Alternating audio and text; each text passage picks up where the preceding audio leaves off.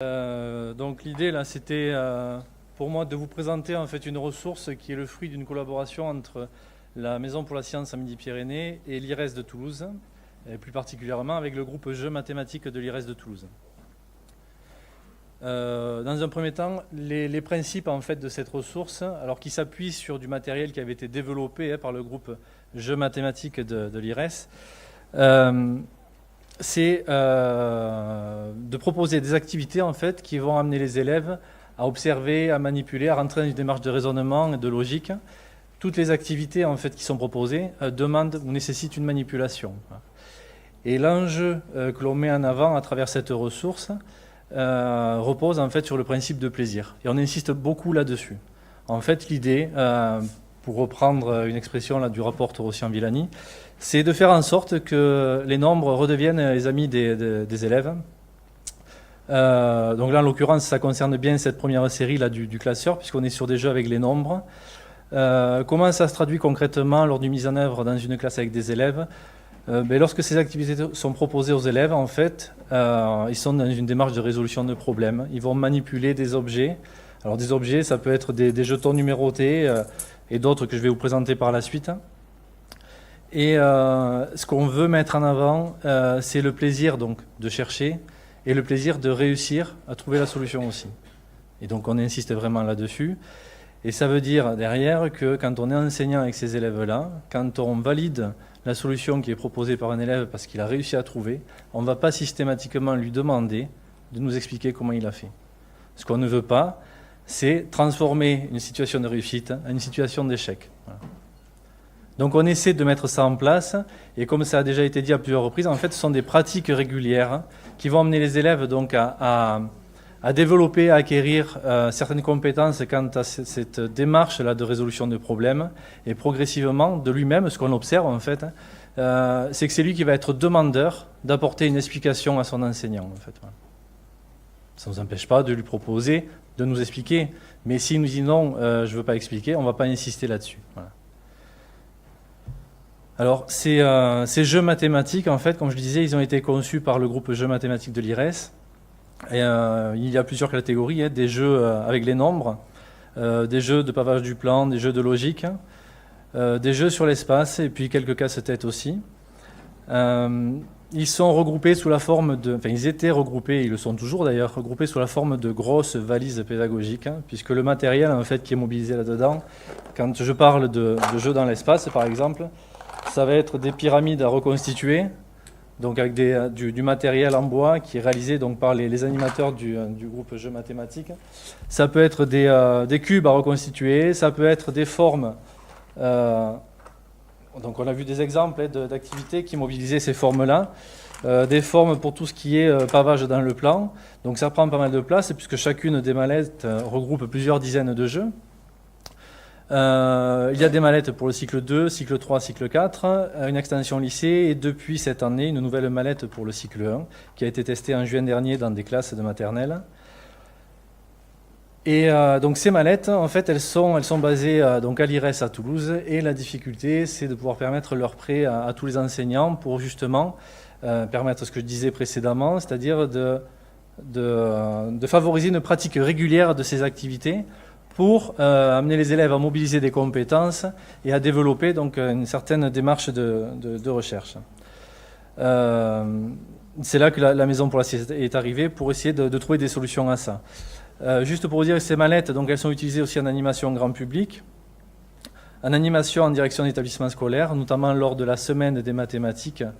En fait, il y a plus de 2000 élèves par an en fait, qui ont accès à ces ressources-là, aux jeux mathématiques, qui passent devant les jeux. Il y a le prêt aux établissements scolaires, ce que j'évoquais, et donc la contrainte, c'était de pouvoir permettre donc cette diffusion la plus large possible en fait aux établissements scolaires. Donc, quand la Maison pour la Science a vu le jour en Midi-Pyrénées en 2012, elle s'est rapidement rapprochée donc de l'IRES et du groupe Jeux mathématiques. Dans un premier temps, les actions qui ont été menées, c'était des actions de formation pour les enseignants, pour leur permettre de s'approprier en fait le contenu de ces mallettes. L'état d'esprit aussi dans lequel il fallait mettre en œuvre en fait, ces activités-là avec les élèves. Ces formations prenaient la forme d'animation pédagogique, de stages, Donc ça, c'est vrai pour le premier degré. Et pas plus tard que la semaine dernière, on a eu également une formation pour les enseignants de collège, en fait, sur le même type de matériel. Et donc, il y avait, comme je le disais, cette volonté de dupliquer donc, les ressources pour faciliter leur accès dans tous les départements de Midi-Pyrénées, et puis, si c'est possible, même au-delà. Donc, on s'est posé la question de reproduire ces valises pédagogiques pour les mettre à disposition en prêt. Puis il y a une autre hypothèse qui a été lancée, qui est en cours aussi, c'est de réaliser des tutoriels vidéo pour expliquer comment élaborer soi-même ces jeux mathématiques. Parce qu'en fait, l'élaboration de ces jeux, elle n'est pas très compliquée en soi. Tout le monde peut le faire, mais c'est dès qu'on veut essayer de dupliquer ça en grand nombre, ça devient un peu plus fastidieux. Donc le choix a été fait dans un premier temps de s'intéresser aux jeux avec les nombres, parce que le matériel qui était utilisé pour ça, c'était des jetons numérotés. Donc on a mis en forme des fiches, on a travaillé les consignes, tout ça bien évidemment en lien avec les compétences et les savoirs qui sont à mobiliser en fonction du cycle visé. Et puis concernant le matériel, en fait on est parti sur l'idée de jetons de caddie. Alors je vous passerai l'anecdote de la trouvaille du jeton de caddie. Mais sachez que c'est bien intéressant parce qu'on peut jouer aux mathématiques et puis on peut faire ses courses avec. Donc, au niveau des jeux mathématiques, les jeux avec les nombres, bon, je vous en montre quelques exemples. Ça, c'est tel qu'il figure dans les mallettes de l'IRES. Donc, on a des jeux qui vont mobiliser des savoirs. Là, l'exemple qui est en haut à gauche de la diapositive montre une activité sur la multiplication.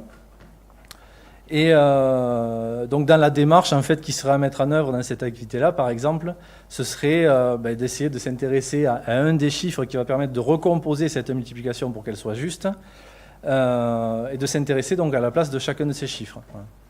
Et donc quand on commence à analyser ce jeu, en fait il en ressort que dans un premier temps on va s'intéresser à la place du 1, puis à la place du 5, et progressivement on arrivera à définir ensuite par déduction la place des derniers chiffres qui permettront de recomposer cette multiplication. Chacune de ces fiches en fait elle peut être présentée, il y a une progression en termes de difficulté aussi dans les fiches.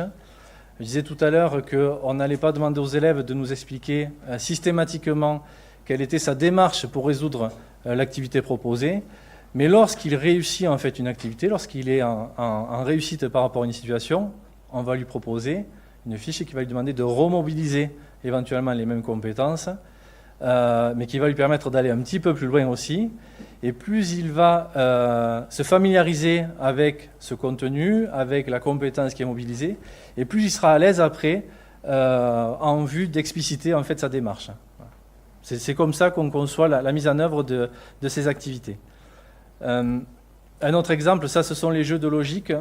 Donc l'exemple là, celui qui est en haut à gauche toujours, 4 bleus et 4 rouges, c'est typiquement une activité qui va amener les élèves, alors je dis les élèves mais ça fonctionne aussi avec les adultes en formation, à structurer leur recherche. Et notamment à mettre en œuvre le principe du labyrinthe. Ce qu'il y a derrière, c'est-à-dire que en fait, ça nécessite en fait une certaine mémorisation de toutes les actions qui sont menées par l'individu qui est face à l'activité. On place un premier pion dans une première case, et puis on va essayer de positionner les pions qui suivent en fonction des contraintes données dans la consigne. Et si on se retrouve bloqué à un moment donné, on va revenir d'un pan en arrière, voilà, et ainsi de suite. Les jeux dans l'espace. Je ne vais pas trop m'étendre parce qu'il ne reste pas beaucoup de temps, on m'a dit. Et donc juste pour arriver donc à la ressource, en fait, dans un premier temps, donc je vous disais, en fait, cette ressource, elle se centre sur les jeux avec les nombres. C'est le classeur qui est là. Donc on a toujours des fiches, on a des pions sous forme de jetons de caddie. Et donc là, les enseignants qui participent aux actions de formation de la Maison pour la Science repartent systématiquement avec un classeur et un lot de pions pour pouvoir permettre une mise en œuvre en classe avec les élèves.